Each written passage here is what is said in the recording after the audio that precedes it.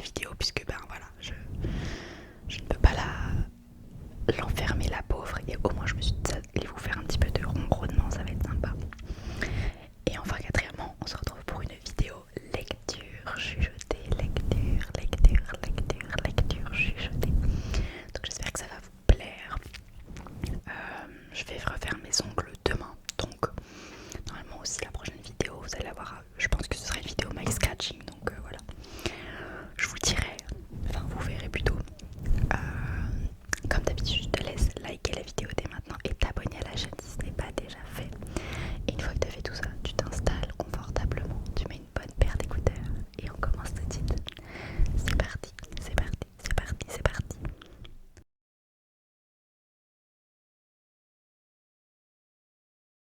Ok, donc je vais continuer à lire le livre de la dernière fois, donc qui était Méfie-toi de Harlan Coben.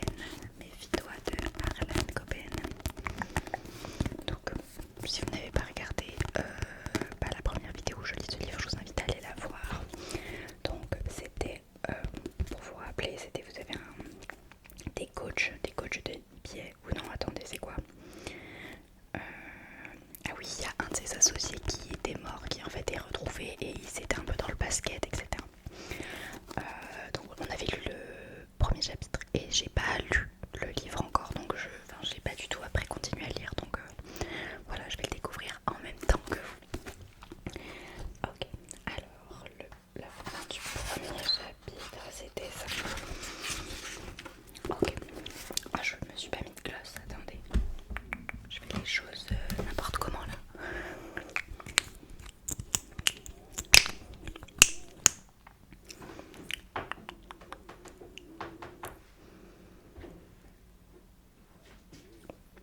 Désolée si vous entendez les petits bruits de fond, c'est mon chat.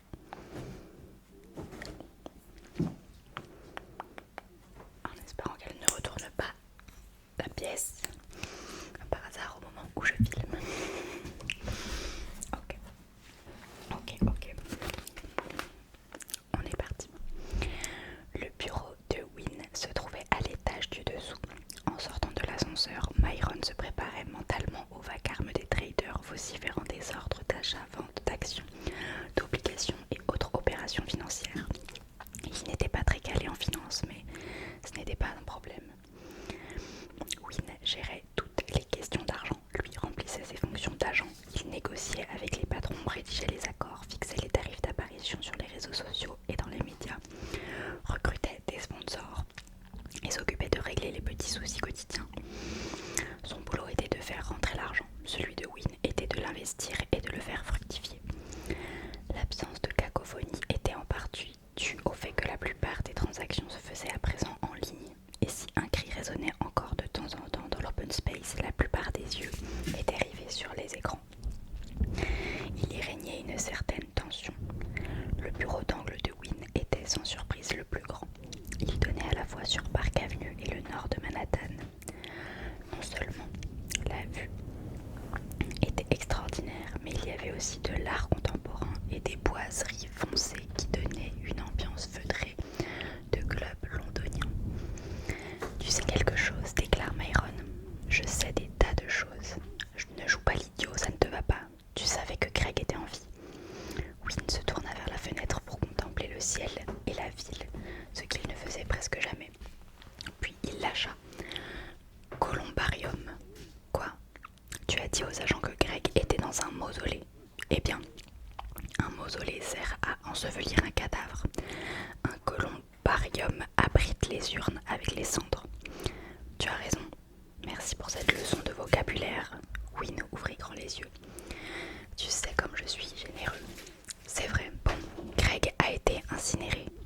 Exact, dit Wynne. Et alors, dans ce cas, c'est plus facile de mettre en scène sa propre mort. Reprenons les faits dans l'ordre chronologique, d'accord? Myron hocha la tête. Il y a 5 ans, Greg a été viré de son poste d'entraîneur des Bucks de Milwaukee. À l'époque, il était extrêmement populaire. Avec son actif un record de victoires pour 3 différentes franchises de la NBA, on peut dire qu'il était toujours très demandé, n'est-ce pas? Myron acquiesça et dit « Les Knicks et le Heat le voulaient tous les deux. » Mais au lieu de réfléchir à ses offres, Greg, qui était encore un homme jeune,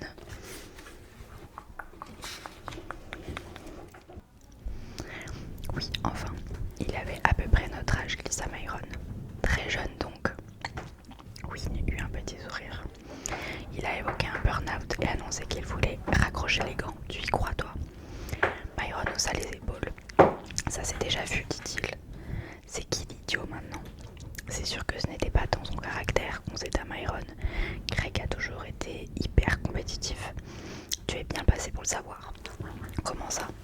Si vous avez été rivaux aussi longtemps, c'est parce que vous êtes hyper compétitifs l'un comme l'autre. Vous vous êtes affrontés sur les terrains de basket et aussi en dehors, malheureusement. Myron ne sut que répondre. Avez-vous discuté de cette décision de tout quitter, Craig et toi? Demanda Wynne. Tu sais bien que non. Je récapitule les faits, c'est tout. Craig a donc simplement pris la tangente. Il a disparu et il t'a envoyé un mail. Oui. Tu te souviens de ce qu'il y avait dans ce mail? Je peux le retrouver si tu veux. Il parlait de son besoin de changer de vie. Il disait qu'il voulait partir seul pour se trouver. Se trouver, répéta Wynne en secouant la tête d'un air dégoûté. Mon Dieu, j'espère qu'il n'a pas utilisé cette expression. Ce sont pourtant ces mots. Il s'est d'abord retiré dans un monastère au Laos. Et comment le sait-on?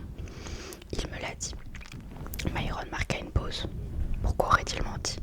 Wynne ignora sa question.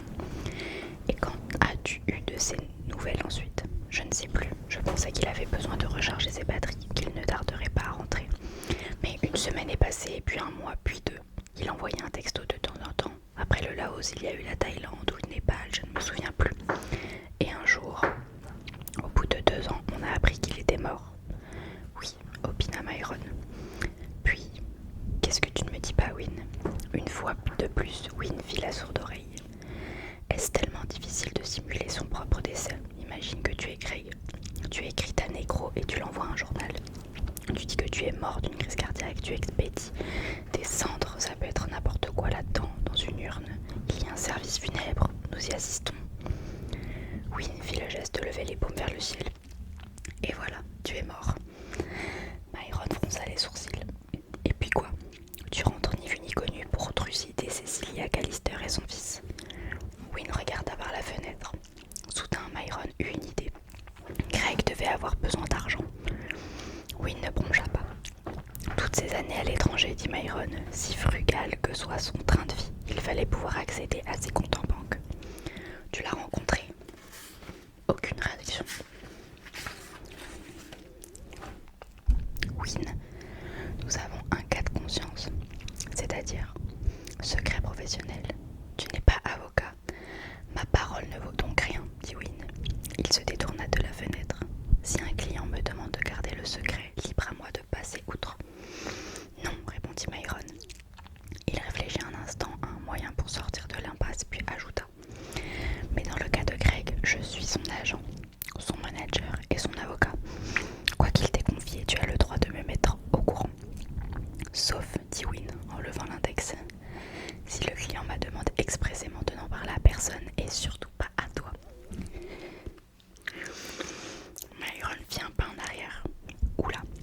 Eh oui, tu es en train de me dire que tu savais que Craig n'était pas mort. Je n'ai pas du tout dit ça. Je sens un mais. Mais si je me repasse le film de ses décisions concernant son argent, disons que cette nouvelle me choque moins que toi. Il n'eut pas besoin d'entrer dans le détail. Myron avait compris. Admettons qu'avant de quitter le pays pour se trouver, Craig ait pris un certain nombre de mesures, comme ouvrir des comptes offshore, transférer ses liquidités dans des structures moins visibles, ce genre de choses. Si c'était le cas, répliqua Wynne, ça resterait confidentiel. Il l'a donc planifié. Peut-être. Il y eut un silence, puis Myron déclara. Craig ne nous a jamais signifié notre congé. Wynne ferma les yeux et dit. S'il est en vie, il est toujours notre client. Puis il se frotta les paupières. Tu sais où je veux en venir, demanda Myron. Il faudrait être lobotomisé pour ne pas le deviner. Tu veux l'aider. Il ne s'agit pas de vouloir. Si Craig est en vie, nous devons l'aider. C'est là que je réponds, même si c'est un assassin. Et c'est là que je hoche la tête et que je dis oui, même si c'en est un. Ou alors, nous verrons ça en temps voulu. Même si, et moins galvaudé, soupira Wynne. Dois-je te rappeler que ça va arriver bon nombre de tes manœuvres, de tes rancœurs? Que ça va raviver bon nombre de tes rancœurs? Pas vraiment. Ou que tu n'es pas doué pour gérer de vieilles blessures d'orgueil. J'en suis conscient. Ton ex toxique, ta carrière brisée, ton fils biologique. J'ai bien compris, Wynne. Non, cher ami, tu n'as